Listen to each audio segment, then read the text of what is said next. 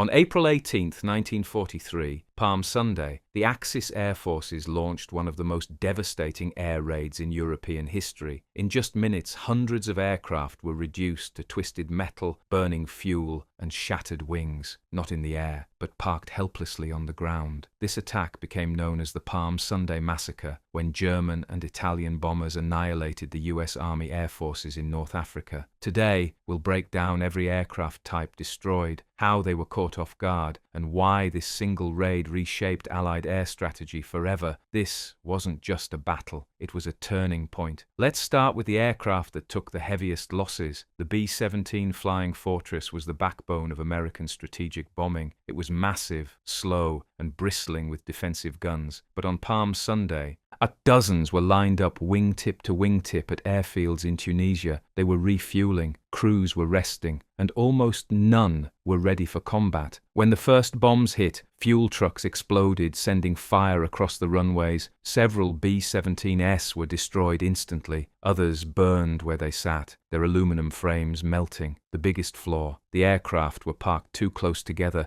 making chain explosions unavoidable. Over 30 B-17s were destroyed or damaged beyond repair. They never left the ground. Next came the B-24 Liberator, faster, longer range, but far more vulnerable on the ground. The B-24s were stored in tight clusters, making them easy targets. When German bombs tore through the flight line, the thin fuselages ruptured and caught fire almost instantly. Some aircraft were lifted off the ground by blast waves and slammed back down, breaking their frames. Mechanics tried to push planes into shelters, but it was already too late. More than 20 Liberators were wiped out. Their long-range bombing missions would be grounded for weeks. The P-38 Lightning was one of America's best fighters, fast, heavily armed, and deadly. But fighters are most vulnerable on the ground. During the raid, P-38s were parked in neat rows. Bombs and strafing runs ripped through them in seconds. Pilots ran for cover as planes burned beside them. Entire squadrons were lost before they could even reach their cockpits. Around 40 P-38s were destroyed or damaged. Bomber formations were left dangerously exposed. The P-40 Warhawk was rugged and reliable, but no match for surprise. Many were destroyed by fragmentation bombs designed specifically to shred parked aircraft. Fuel tanks ignited quickly, creating towering fireballs. Several were flipped upside down by blast pressure. About 30 P-40s were eliminated. The Allies lost a huge portion of their close air support in minutes. The A-20 Havoc was a light bomber and ground attack aircraft. Ironically, it became a ground casualty. These aircraft were packed tightly near maintenance hangars. When bombs hit, shrapnel ripped through cockpits, engines, and wings. Crews watched helplessly as aircraft burned, some still loaded with bombs. Nearly 25 A-20s were destroyed, crippling tactical strike operations. The C-47 Skytrain